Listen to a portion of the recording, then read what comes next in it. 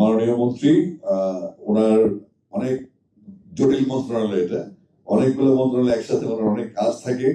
তারপর তিনি এসেছেন এলাকার টানে বা গানের টানে সিলেটকে ভালোবেসে আছেন আমাদের আরেক লেজেন্ড, আমাদের শ্রদ্ধেয় প্রয়াত সাইফুর রহমান স্যার সন্তান। আমাদের বলতে হয় একটু, কারণ উনি আমাদেরকে এমন কিছু দিয়ে গেছেন, নাসির রহমান স্যার, যিনি আমাদের একজন স্পষ্টবাদী প্রাণবন্ত মানুষ। যারা স্পষ্টবাদী তাদের পিছের দিকে থাকে, নাসির ভাই ঠিক এরকম একজন মানুষ। মুজিবুর রহমান ভাই খুব শ্রীমঙ্গল এবং কমলগঞ্জের এমপি তিনি। আমি যাওয়ার পর ওনার সাথে দেখা করতে পারিনি, কারণ আমাদের অনেক বৃষ্টি ছিল, আমাদের শুটিংটাও শেষ করতে হতো। তো আমি একটু ওনাদেরকে স্বাগত জানিয়ে আমার বক্তব্যটা শুরু করছি। এরকম এটা একটা স্টোরি। আমি যখন লন্ডনে যাই, আমাদের ছিল বেসিক্যালি রাহাত ফাতে আলী খান সাহেবের একটা রুবাইয়াতের সাথে গান লঞ্চিং। সেই প্রোগ্রামটাতে আমরা হাউস অফ কমন্সে ছিল, এবং তখন রাতের বেলা আমাকে রাজা কাশিফ বললেন, তিনি একজন ইন্টারন্যাশনাল কম্পোজার এবং অনেক বড় বড় কাজ তিনি করেছেন, যেটা আমরা ভাবতেই পারি না যে একজন মিউজিশিয়ান একটু যেতে পারেন।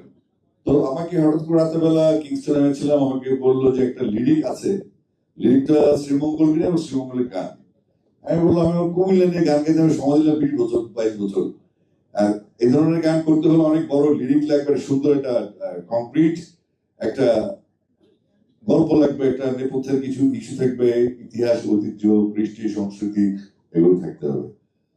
আমি আসলে ধরনের গান একটা আমার বাড়ি এক জায়গায় আরেক দিকে এভাবে ভাবি নাই। আমি ভাবলাম শ্রীমঙ্গল হচ্ছে আমার ছোটবেলায় আমার চাচা ছিলেন মৌলভীবাজার কলেজের, দীর্ঘ 27 বছর চাকরি করেছেন মৌলভীবাজার কলেজে। প্রফেসর আরিনা মজুমদার, অনেকে চিনতে পারেন ওনাকে, দীর্ঘদিন ছিলেন। তো মৌলভীবাজার আমার যাওয়া হতো, এবং সেক্ষেত্রে উনি যেহেতু টিচার ছিলেন, আমাকে কুমিল্লা বোর্ড থেকে খাতা নিয়ে সেই খাতা শ্রীমঙ্গল স্টেশনে নেমে তারপর বাস দিয়ে আমি যেতাম মৌলভীবাজার। তো এই ছোটবেলা থেকে মৌলভীবাজার যাওয়া আসা এবং শ্রীমঙ্গল ভায়া হয়ে পাহাড়ি এক্সপ্রেসে, এটা আমার জীবনে একটা অনেক বড় মেমোরি।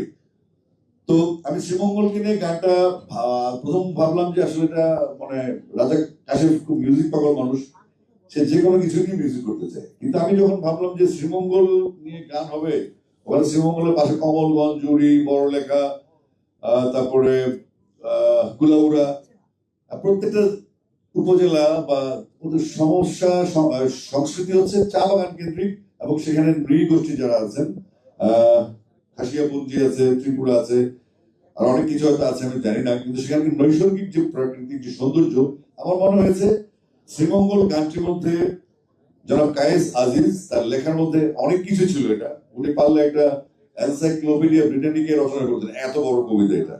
তো পরবর্তীতে আমি ভাবলাম যে এই গানটাকে আসলে আমরা কি করতে পারি, এই গানটা সুর হওয়ার পরে এটা একটা ব্র্যান্ডিং হতে পারে।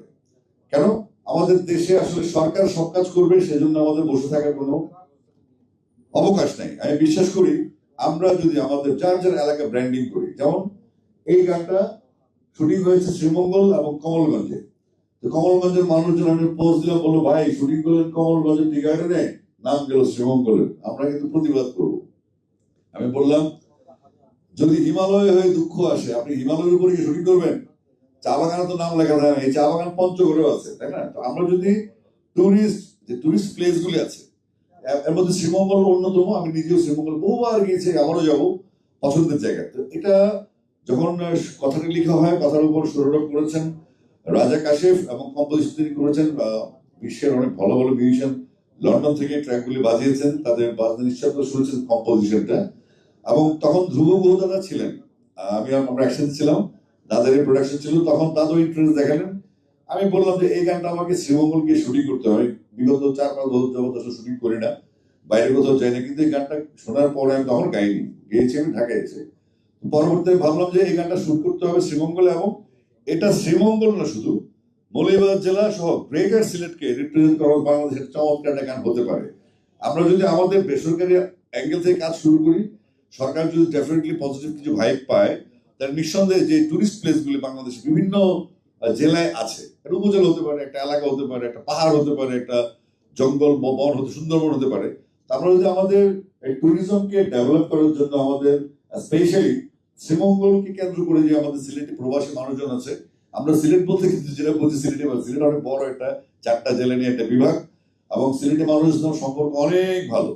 তো সিলেটিদের যে আবেগটা, এবং এই শ্রীমঙ্গলের উনি যে গানটা লিখলেন, ওনার এই শ্রীমঙ্গলের প্রতি অনুভূতি, পাশাপাশি কমলগঞ্জের সৌন্দর্য, আমি হিট বাংলাদেশে ছিলাম, একটা এনজিওর একটা মানে গেস্ট হাউস আছে, আমাকে দিয়েছিলেন গ্র্যান্ড সুলতান। আমি বললাম বাবা গ্র্যান্ড সুলতানের ভাড়া অনেক বেশি, আমাকে হেঁটে দিয়েছেন 650 টাকা পার হেড মাথা পিছু, আমরা খরচ কমাই, আমরা কাজটা ভালো মতো করি, প্রোডাকশন আমরা খরচ করি, যেহেতু কোনো ফাইন্যান্স এখানে নাই। কায়েস ভাই নিজে করছেন, ধ্রুব দাদা সব প্রণীত ধরে করছেন এগুলি।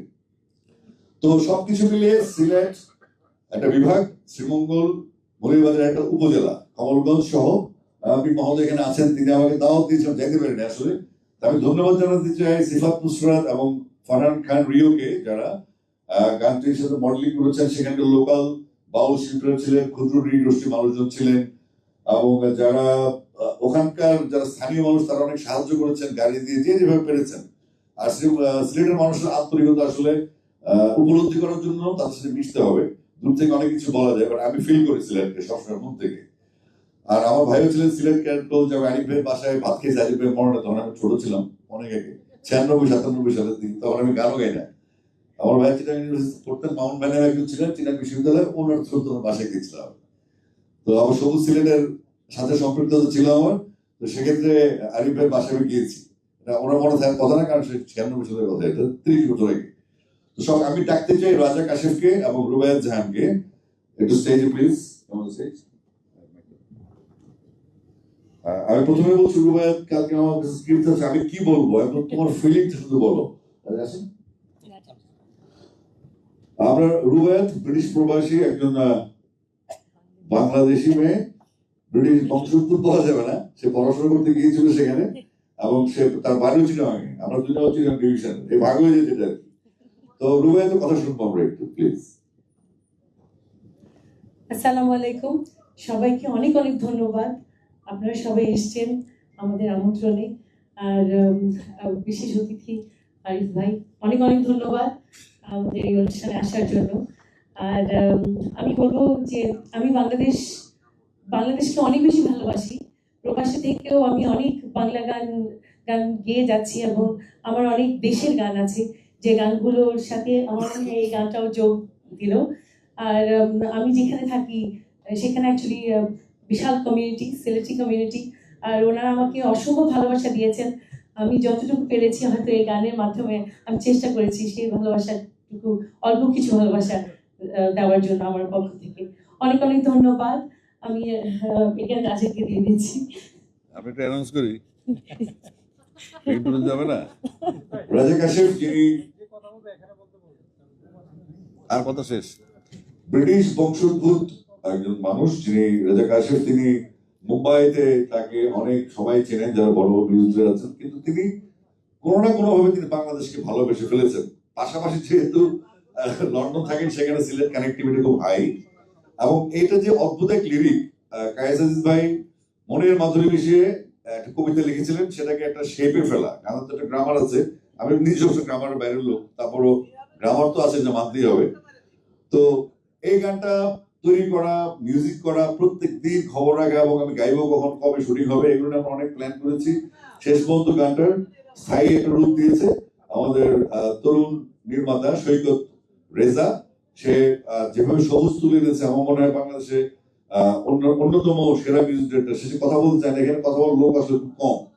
তো যাই হোক, আমরা রাজা কাশেফকে দিচ্ছি, তিনি এই দেশের মানুষ না হয়ে দেশকে ভালোবেসে ফেলেছেন, এবং এই দেশের মানুষই হয়ে গেছেন, আমাদের জামাই, আবার বাংলাদেশের জামাই। Assalamu alaikum and namaskar, good afternoon to everybody.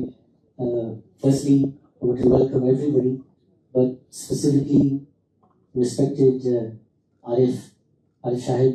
I have a lot of honor and I have a lot of love for him, and just want to share one thing. The first time I met Arif Bhai was in London, actually Manchester, at Iqbal Bhai's house, and I was very fortunate to sing for him, and he said, come to Sylhet, and I still remember that was an invitation from the heart, and now we're here to do this song. So I have a lot of love and honor, Honorable Minister, thank you very much, respected MPs as well, but every person here today, I have some connection to everybody, the artists that are here as well, and a very recent friend, but I remember speaking to him on the phone, Shofu Bhai, you know, I was calling you a month before because I wanted to come to your area, his area, we're all friends. So I have I was connected to everybody in some way. But the first person who gave me a chance in Bangladesh was the great Runa Lalaji. I have a lot of honor, a lot of love for her. Next to Runa Lalaji, it was Dhruvo, the music station, Dhruvo Guhadara, who supported my music and still is for all the international work that we're doing. But the most important thing about this song, coming back to this song, this is very close to my heart because Kes Bhai, when he connected with me, he said, I want to do this. And straight away I said, this has some international connection. Now, when we see Bangladesh internationally, everybody doesn't show this beautiful side of Bangladesh. And there's so much beauty, so much landscape. And I'm requesting all the artists here today, myself as well, I would like to collaborate with you. I would like to collaborate in showing the beauty of Bangladesh. Together we can do this. And I know, Sharfubai, once you're connected more to Sri Mangal, I think I'll do some more projects with you as well. But I need one request, Arif bhai, I need your extra support to do lots of music like this internationally. And if you support me, I think it's the biggest thing. Now, one last thing I have to say a big thank you to. After the great Runa Lalaji, if somebody gives you an opportunity, then it has to be at that level above or at that standard. And that was the great Asif Akbar bhai. Please put your hands together for Asif bhai. Asif bhai, we have done so much work internationally with him, but the first thing he always asks me to do, he says, you're getting me a song? Is it Bangla? Is it for Bangladesh? Yes, it is. I'm with you. So he always says this, and I have a lot of honor and love for you. I would like to thank everybody who came here today, and Ezra, thank you. And one other thing I would like to thank, and I think me and Arif bhai share this little secret, but I'm sharing it to here today. Dr. Naseem bhai from Sylhet, Noor Jahan, made a special call to Arif bhai and reconnected us. And I still remember he agreed, he goes, I'm with you, but if you do more songs for Shada Pathar, Jaflong, and various, everything he covered in one go. And I said, I'm with you. So Arif bhai, I'm going to hold myself to the same promise as well. I'm with you in that one.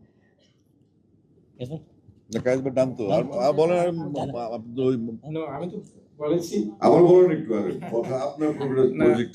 আমি বলেছি আমি শুধু সবার কাছে কৃতজ্ঞ এবং ধন্যবাদ জানাচ্ছি যে আপনারা কষ্ট করে এসেছেন। যদিও আমি বলবো এটা ক্ষুদ্র প্রয়াস আমার পক্ষ থেকে, জন্মমাটির টানে, হৃদয়ের টানে। আর এই প্রয়াসের সাথে আপনারা সম্পৃক্ত হয়েছেন, আমাকে ইন্সপায়ার করছেন, এটাই আমার বড় পাওয়া। আর ইনশাল্লাহ আমরা নেক্সট প্রজেক্ট সিলেটকে নিয়ে এবং গ্রেটার বাংলাদেশকে নিয়ে আমরা এটা করতে থাকবো ইনশাল্লাহ। আমরা ট্যুরিজম এন্ড প্রবাসীদের বিষয়। Thank you guys, very nice and Rubel. তো আমি আর কথা বাড়াচ্ছি না, আমি আবারও ধন্যবাদ জানাচ্ছি আমাদের প্রেসকে, যারা সেই 1:30 থেকে 3টা পর্যন্ত ধৈর্য অপেক্ষা করেছেন এবং তাদেরকে মোটামুটি সমস্যা এবং কফিরও ম্যানেজ করে হয়েছে। তারা আমাকে ভালোবাসে বলেই আজকে কোনো ঝামেলা করে নেই, কারণ প্রেস খুব ডেঞ্জারাস জিনিস, এদের কন্ট্রোল করা খুব বিপদ, কন্ট্রোল করা যায় না। ভালোবাসা যদি থাকে, আমার সাথে মিডিয়ার দীর্ঘদিনের সম্পর্ক, এদেরকে বকবকে করলে কিছু মনে করে না। তাই যাই হোক, আমাদের কাজ শেষ। আমরা যেটা করব, আমাদের অতিথি এবং প্রধান অতিথি যারা এসছেন তারা কি সুন্দর কি মিল, তারা 3জন মাননীয় সংসদ সদস্য এখানে আছেন। এই যে ইউনিটি, এটা আমাদের জন্য অনেক স্ট্রেংথ এবং সিলেটবাসীর আসলে গর্ববোধ করা উচিত তাদের যে কনস্টিটিউশন আমরা পেয়েছি, এবং আমার মনে হয় সিলেটের জন্য কাজ করার সুযোগ আছে এখনো। আর যিনি প্রবাসী কল্যাণ মন্ত্রণালয়ের দায়িত্বে আরিফ ভাই আছেন, প্রবাস মানেই সিলেট, সেটাও ভাবা না। আমাদের আরো দেশ আছে, আমাদের খেয়াল রাখবেন। আমরাও রেমিটেন্সে কুমিল্লা অনেক অ্যাডভান্স আছে, সবাই যার যার চামে যার যার কথা বলে। আমরাও বললাম যে আপনাদের হাত ধরে আমাদের প্রবাসীরা, যে 1.5 কোটি প্রবাসী আছে, তাদের ওয়ান স্টপ সার্ভিস, তাদের পাসপোর্ট, তাদেরকে ভালো ঢাকায় ঢোকার জন্য, হ্যারাসমেন্ট থেকে উদ্ধার করার জন্য, তাদেরকে হেল্প করার জন্য নিশ্চয়ই আরিফ ভাই কাজ করবেন। আরিফ ভাই এটা বুঝবেন অনেক ভালোভাবে। তো আমি সবাইকে, যারা বাবা পার্থদা সহ, যারা ঝিলিক সহ যারা আছেন, আমাদের মিউজিক্যাল লোকজন, সবাইকে কৃতজ্ঞতা জানাচ্ছি। আর স্পেশালি বনানী ক্লাবকে ধন্যবাদ আমাদেরকে সময় দেওয়ার জন্য। আর রূপসী শ্রীমঙ্গল এটা একটা টেস্ট কেস না, এটা হচ্ছে বাংলাদেশের জন্য নতুন পথ চলা। আমি বিশ্বাস করি যে এলাকায় আছেন প্রমোট করবেন, এবং আপনারা যদি নিজেদের এলাকাকে প্রমোট করেন, আমরা কিন্তু রেমিটেন্স ইনকাম করতে পারবো। আমাদের পর্যটকরা যাবেন, সেখানে পরিচিত হবেন, এবং এই রেমিটেন্স হলো বাংলাদেশের সমৃদ্ধি। আমাদের পর্যটন অনেক ল্যাকিং আছে, অনেক কিছু আছে, অনেক ধর্ম ইস্যু আছে, গোত্র ইস্যু আছে, কিন্তু আমার মনে হচ্ছে যে আমাদের ট্যুরিজম বাংলাদেশের জন্য সবচেয়ে শক্তিশালী একটা উন্নয়নের হাতিয়ার হতে পারে। সেক্ষেত্রে আমরা শ্রীমঙ্গল দিয়ে স্টার্ট করলাম। ইনশাল্লাহ সবাই ভালো থাকবেন, সুস্থ থাকবেন এবং সুন্দর থাকবেন। Thank you. আমরা অতিথিদের কথা শুনবো। আর